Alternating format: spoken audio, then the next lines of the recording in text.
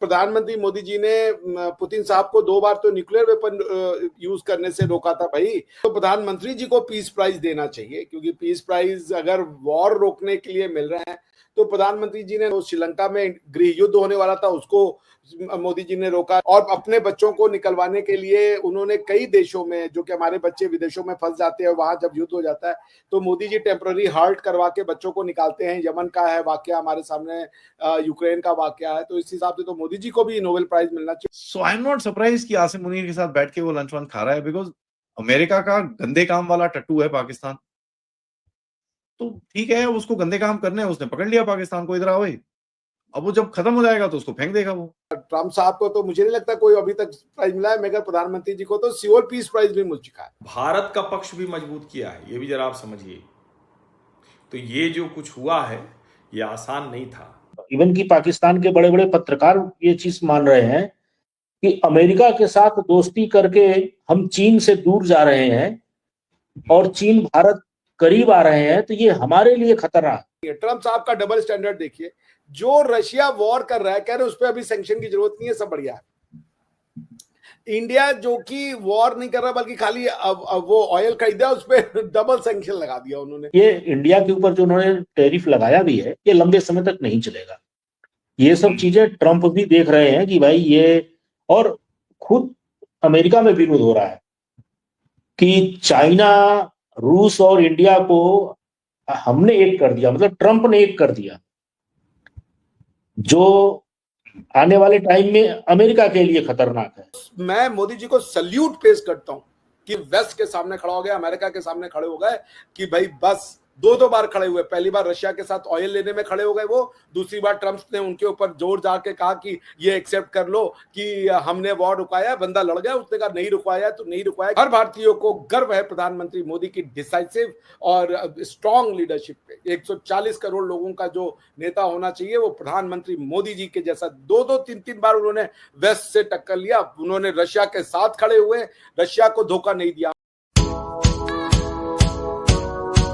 China और भारत की sir बहुत ही आना लग रहा है आजकल, और हम लोग बहुत परेशान हैं सर कि ये चल क्या रहा है। तो सर ये बॉर्डर डिस्प्यूट और ये तमाम बातों के ऊपर भी कहा जा रहा है कि डिस्कशंस चलेंगी। तो क्या लग रहा है आपको कि चाइना और भारत के बीच में जो रिलेशंस है वो बेहतर होने जा रहे हैं? देखिए, बहुत ही इंटरेस्टिंग क्वेश्चन है। मैं अभी ऑब्जर्व कर रहा था अर्जू जी यही बात कि राष्ट्रपति ट्रम्प जो है उन्होंने एकदम वही किया जो प्रधानमंत्री मोदी जी ने किया था।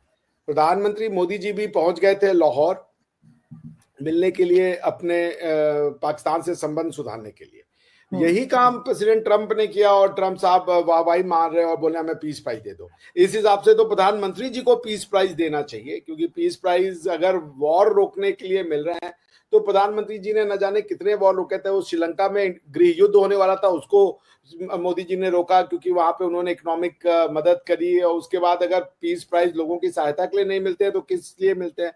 ट्रम्प साहब को तो मुझे नहीं लगता कोई अभी तक प्राइज मिला है, मगर प्रधानमंत्री जी को तो सियोल पीस प्राइज भी मिल चुका है।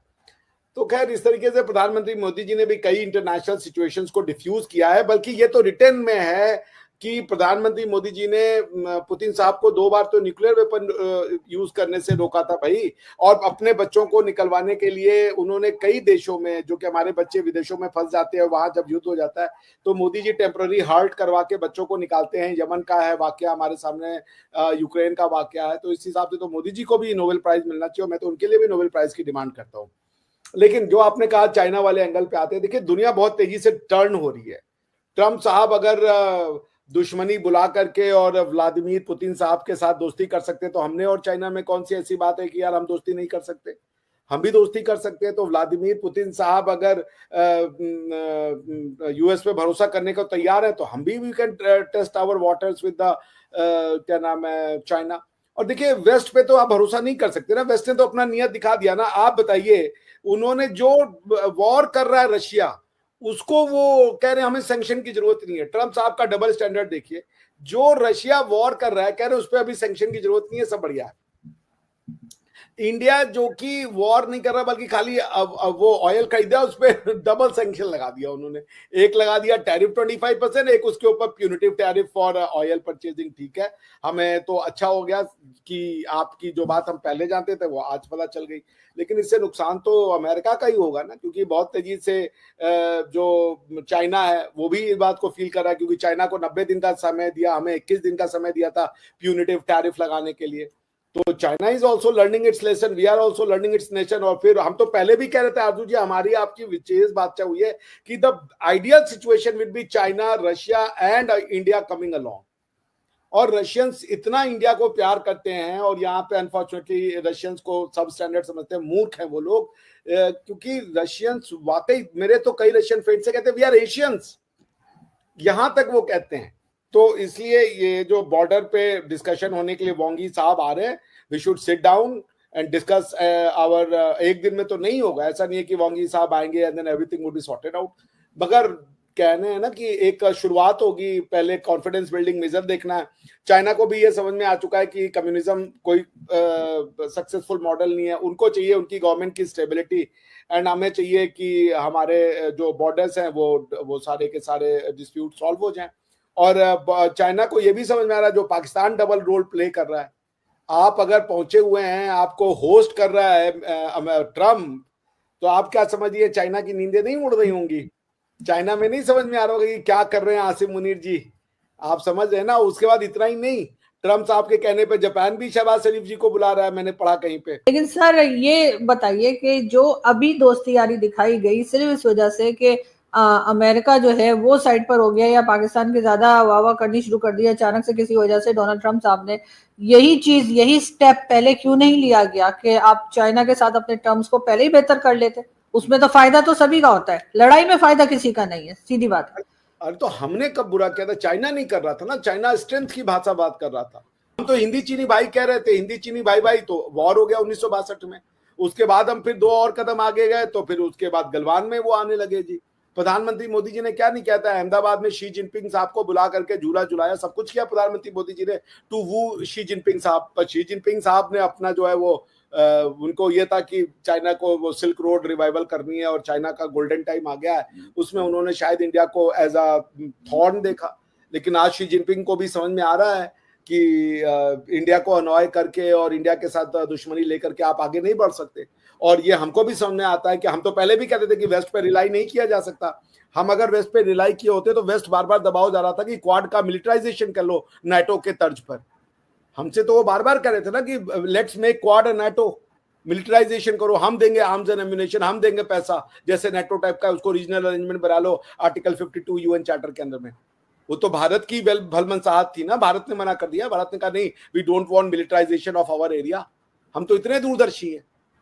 तो उसके बाद चाइना जो है उसने तो वैसा काम नहीं किया, चाइना तो पाकिस्तान के सपोर्ट में खड़ा हो गया, उनको आर्म्स एंड एम्युनिशन दे रहा है।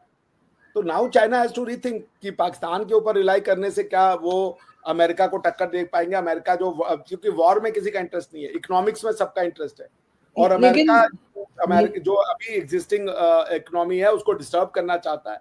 They want to become the dictator of everyone's economic policy. हमारी इकोनॉमिक पॉलिसी आप कैसे डिटरमाइन करेंगे? आप अपनी कीजिए। तो भाई लेट्स, हम किससे खरीदे, किससे क्या खरीदे, कब खरीदे, ये अमेरिका कौन डिसाइड करने वाला होता है भाई? हम सैंक्शन लगा रहे हैं, अमेरिका क्या इंटरनेशनल यूएन है क्या कि अमेरिका सैंक्शन लगा रहा है? मैं तो मोदी जी को सल्यूट पेश करता हूं कि आदमी खड़ा हो गया ट्रम्प के सामने। Hats off to Modi ji. और भारत की हर जनता को मोदी जी का हाथ स्ट्रांग करना चाहिए कि उस बंदे ने वेस्ट के सामने खड़ा होकर दिखा दिया। हम कोई सोने की चिड़िया थे तो ये अमेरिका के बल पर थे क्या? ये मोदी जी ने जो किया है, मेरा तो दिल बाग बाग हो गया कि वेस्ट के सामने खड़ा हो गया, अमेरिका के सामने खड़े हो गए कि भाई बस। 2 बार खड़े हुए, पहली बार रशिया के साथ ऑयल लेने में खड़े हो गए वो, दूसरी बार ट्रम्प ने उनके ऊपर जोर जार के कहा कि ये एक्सेप्ट कर लो कि हमने वॉर रुकाया। बंदा लड़ गया, उसने कहा नहीं रुकवाया तो नहीं रुकवाया क्योंकि टैसिटली अप्रूवल हो जाएगा थर्ड पार्टी इंटरवेंशन का। वो अपने देश के हित के लिए, बंदे ने अपनी पर्सनल हित को जान पे लगा दी।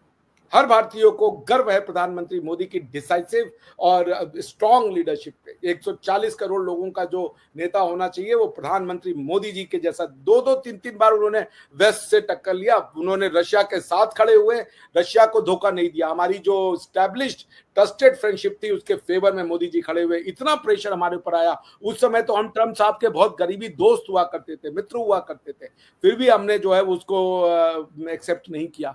हमारे ऊपर तब भी सैंक्शंस की बातें लगाई गई, हमने तब भी नहीं रुका, क्योंकि एक बार अगर हमारा रशिया ने साथ दिया था तो हमने भी रशिया को प्रूफ कर दिया रशिया से कि हम सैंक्शन सह लेंगे मगर आपके साथ जो है वो गद्दारी नहीं करेंगे, आपको किसी भी तरीके का छल कपट हमारी तरफ से नहीं मिलेगा। आज रशिया को क्या इस बात का यकीन नहीं हुआ कि who are Indians, what they have done for them. तो इसलिए मोदी जी को भाई है कि 2 बार वो खड़े हो गए वेस्ट के सामने, पहले ऑयल के लिए, दूसरी बार उनके ऊपर प्रेशर डाला गया कि ये बोल दो कि तुमने इसको नहीं, बल्कि अमेरिका ने रुकवाया, ट्रंप ने रुकवाया। The man stood up to Trump and I am proud of it. Sir बस कर दें वरना मैं रो पड़ूंगी।